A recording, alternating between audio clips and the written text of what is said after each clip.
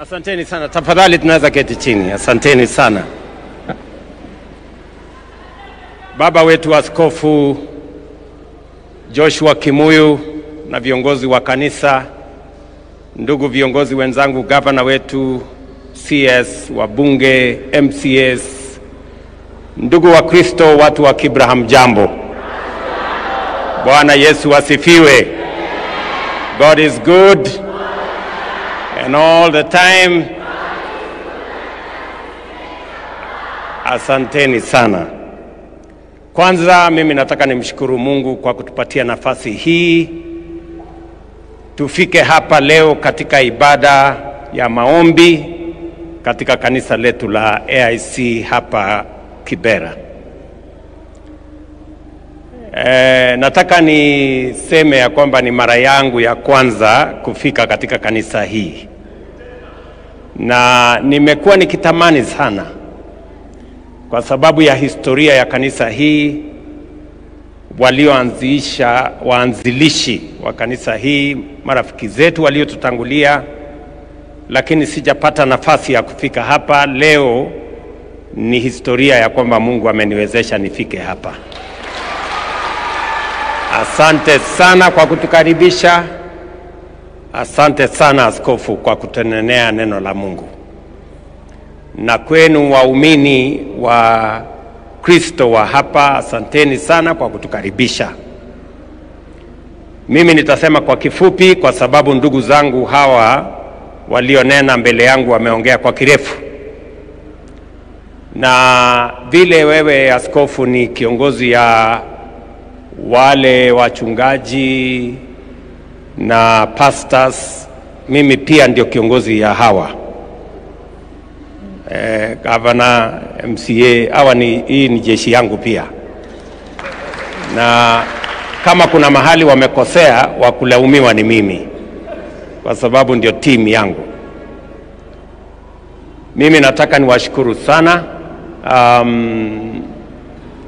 na nimemshukuru Mungu zaidi kwa sababu ya vile nimeona bidii yenu katika kanisa hii, na nimeona ni mahali ambapo ni pa bottom up. Nimeona watu wa hapa ni watu wa bottom up, kwa sababu kiongozi wa kanisa amesema wakaaji wengi, washiriki wengi wa kanisa hii ni wakaaji wa hapa. Na mimi nawashukuru sana kwa sababu mimi niko na uhusiano na watu wa bottom up. Kwanza ningependa kusema ya kwamba kwa neno la Mungu ambalo tumesomewa, askofu ametuambia majira ndio haya. This is the time ya kujenga kanisa la Mungu. Na mimi nakubaliana 100% ya kwamba this is the time ya kujenga kanisa la Mungu hapa Kibera na sehemu zingine zote. Na mimi nataka niwahakikishie ya kwamba hiyo kazi ya ujenzi wa kanisa la Mungu tutafanya kwa ushirikiano pamoja na wote ambao wako tayari tufanye kazi pamoja. Tukianzia kanisa hili lenu, nimepata kuambiwa ya kwamba pale nyuma iliharibika kwa sababu ya mambo ya post-election violence. Na tangu wakati huo haijajengwa vizuri. Mumekuwa mkikarabati sehemu baada ya nyingine. Lakini kwa sababu mimi nimefika hapa leo, mimi ni mwana AIC. Na kwa baraka ya Mungu mimi ndio kiongozi wa taifa hii. Basi hii kanisa sasa tutaifanya iwe mpya na tutashirikiana pamoja. So nitashirikiana na viongozi wenu, tukuje tuone ile kazi inahitajika hapa, na tutafanya kwa pamoja, na Mungu atatujalia kanisa hii iwe ni kanisa ambaye italeta baraka kwa watu wa sehemu hii ya Kibera. Sitaki kusema ya kwamba tutafanya namna gani, lakini tutafanya. Si ndio? So mimi nataka niseme nimefurahi sana, and I will join the team that will help in the rebuilding of this church so that it can become a place of refuge and a place of hope for the people of Kibra. And since your member of parliament has said it, and all the leaders have said it, I will join in making sure that we rebuild this church.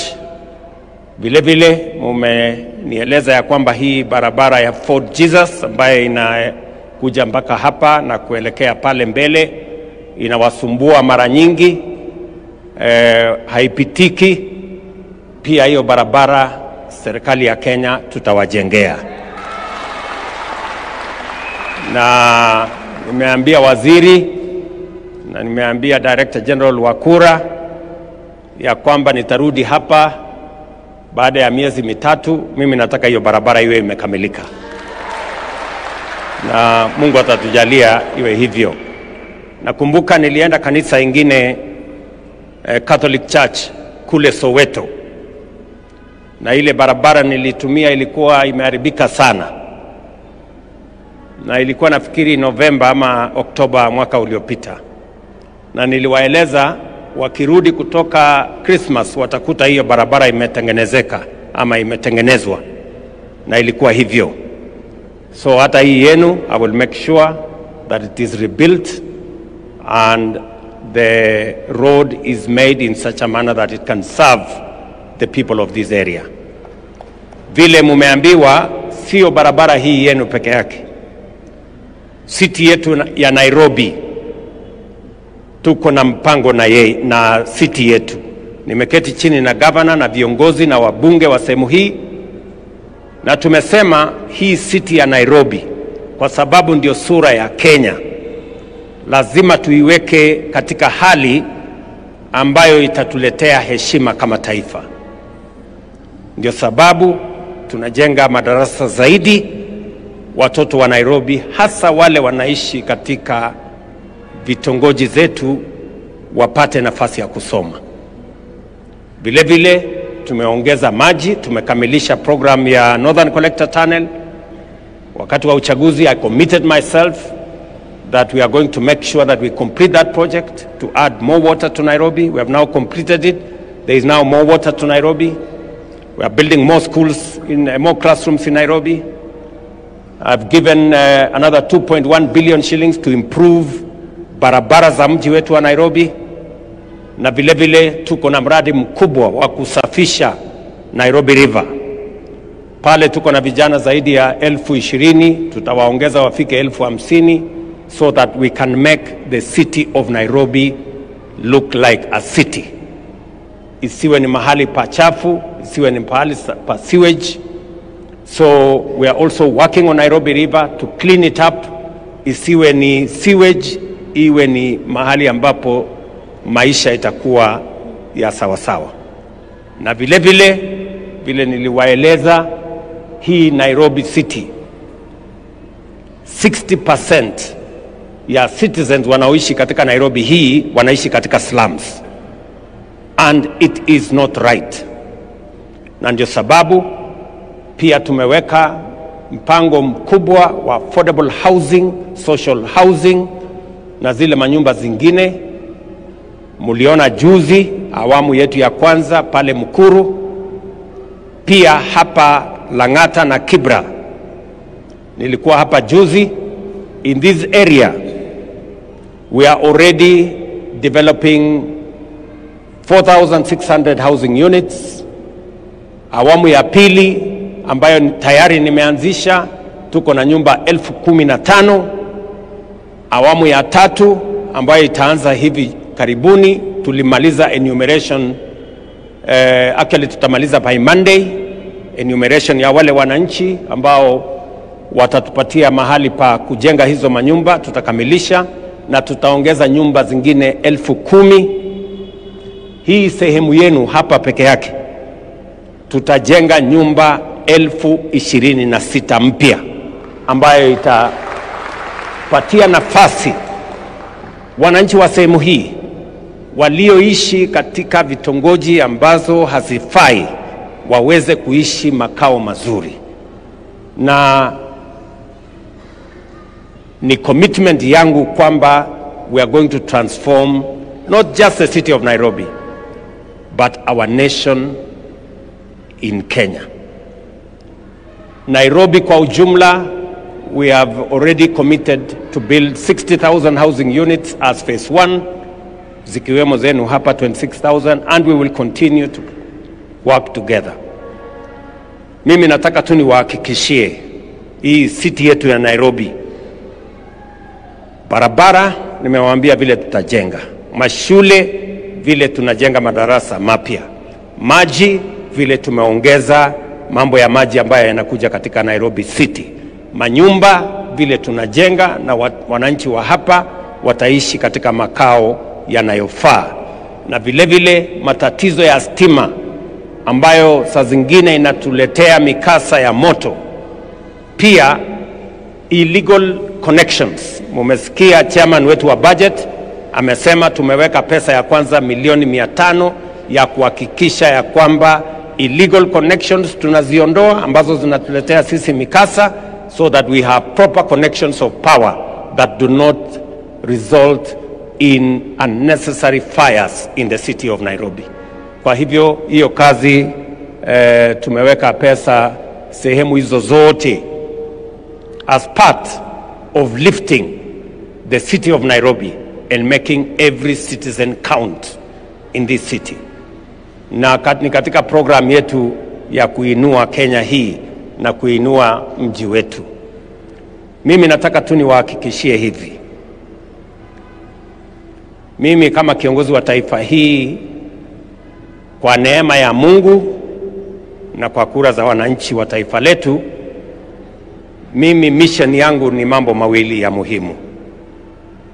Jambo la kwanza ambalo ni la muhimu katika taifa letu la Kenya ni kuunganisha wananchi wote wa taifa letu la Kenya, kutoka jamii zote, kutoka mirengo zote, tuwaunganishe hata mbali na dini, ili tuwe na umoja, kwa sababu umoja ni nguvu. Na nafasi hiyo ya kuunganisha taifa letu la Kenya ni nafasi ya kipekee, and I am going to lead from the front in making sure that we have a nation that is united. It is not only constitutional. Katiba ya Kenya inaniamurisha kama rais kuunganisha watu wa taifa letu la Kenya na kuondoa ubaguzi wa aina yote. Na jambo la pili, ni vizuri na tutafanya bidii kuhakikisha kwamba tunawaunganisha wananchi wa taifa letu la Kenya. Ndio hata maana tumeweka serikali ya broad based, ya mapana na marefu, kuhakikisha kwamba wananchi wote wa Kenya kutoka sehemu zote wanajumuishwa katika serikali na uongozi wa Kenya, ili tuwapokonye nafasi wale wa chuki, hasira, kisirani, wanaotaka kutumia ukabila kugawanya wananchi wa Kenya, wasipate nafasi katika taifa letu la Kenya. Na mimi nataka niseme hivi nikiwa hapa kanisani, it is not only constitutional for us and for me especially to unite the people of Kenya, it is also biblical. Neno la Mungu katika Zaburi 133 inasema mambo mawili ya muhimu. Ya kwanza inasema how good and how pleasant it is for brethren to live together in unity. Alafu mstari wa 3 inasema where there is unity, God commands a blessing. Yani nchi hii yetu tukiwa na umoja, Mungu ataamurisha baraka katika taifa letu la Kenya. And that is why I am committed to the unity of this nation, so that God can command a blessing upon our nation. And we can walk together as citizens, brothers and sisters of one nation with a common destiny. Jambo la pili ambayo assignment mimi niko naye, because I told you I am a man on a mission. Number one, to unify the people of Kenya. Na jambo la pili ni transformation ya nchi hii. Transformation ya Kenya, askofu vile umesema, majira ndio haya, wakati ndio huu, nafasi ndio hii, miaka ndio haya ya transformation ya taifa letu la Kenya. Na kwa mapenzi ya Mungu, hiyo assignment Mungu amenipatia ya transformation ya Kenya haitachelewa tena. Transformation ya kilimo ituzalishie chakula, ituondolee njaa na itupatie mapato na kutuongezea exports. Transformation ya elimu, walimu wapatikane kwa wingi, mtoto wa Kenya hata mmoja asibaki nyuma. Tuhakikishe watoto wetu wanapata elimu, kwa sababu elimu inatupa usawa. Transformation ya mambo ya afya, leo tuko na mpango ya SHA ambayo inafikia kila mmoja, kila Mkenya. Sasa inawezekana mtu wa Kibra hapa, mama ambaye hangekuwa na uwezo, kijana mzee ambaye hangekuwa na nafasi ya kuwa na bima ya afya, kwa SHA inawezekana kwa kila Mkenya. Na tumesema katika hiyo SHA wewe utalipa kulingana na uwezo wako, na yule ambaye huna uwezo tutakulipia kama serikali ya Kenya. Lakini kila mmoja wetu ataenda hospitalini, atatibiwa na ataenda nyumbani bila ya kuhangaishwa na bills ya hospitali. That is the commitment we are making, the transformation of our nation. Na vile vile masoko tujenge, nyumba tujenge, county aggregation and industrial parks tujenge, special economic zones tujenge, ili tuweze kuzalisha ajira, tuweze kuwa na exports, tuzalishe utajiri, ndio tuondoe umaskini katika taifa letu la Kenya. That is my mission, and that is what I am asking all of us. Tushirikiane. Transformation is not easy, but it is necessary, it is desirable, it is what we must achieve. Na mimi nashukuru viongozi wote waliokubali ya kwamba tushirikiane na tufanye kazi kwa pamoja, ndio tuweze kubadilisha nchi yetu iwe ni mahali ambapo sote tunajivunia kama wananchi wa taifa hii. Kwa muda mrefu wachache wamejivunia, wengi wamevumilia. It is time for all of us to know that lifting those who are down so that we can pursue equity is not injustice to those who have. Let us work together. Tushirikiane pamoja katika kazi hiyo. Na kwa hivyo mimi nimefurahi sana kufika hapa.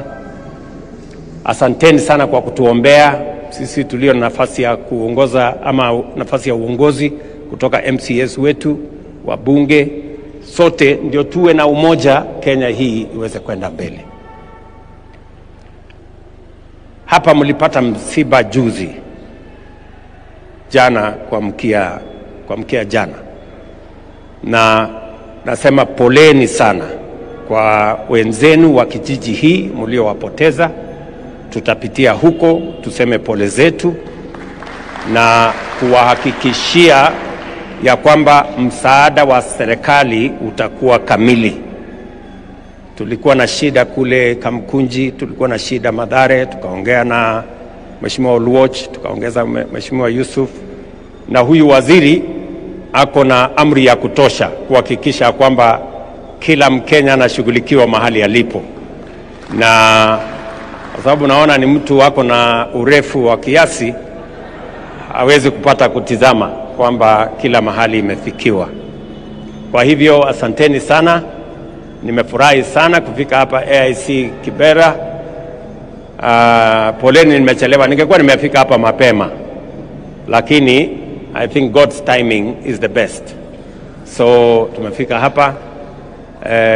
Ndugu yangu Sakaja, asante sana kwa kushughulika na kwaya na wale wengine wote, na kwa sababu mimi ni rafiki yako na mimi ndio mtu wako, si ndio? Na mimi ni supporter wa huyu mjamaa so naona uniform si mbaya sana, lakini we can make it better. We can have another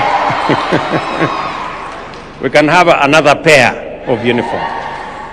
So wale wanaongoza kwaya hiyo na kwaya ingine hapo ya wale nini hiyo na kwaya ya worship, praise and worship, so nitakupatia shilingi 1,000,000 ufanye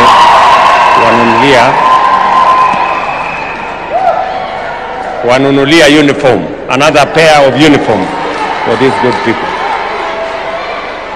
so that you can continue to shine. Si ndio? Ndio muendelee kumsifu Mungu kwa nyimbo na kuwaleta walio mbali karibu.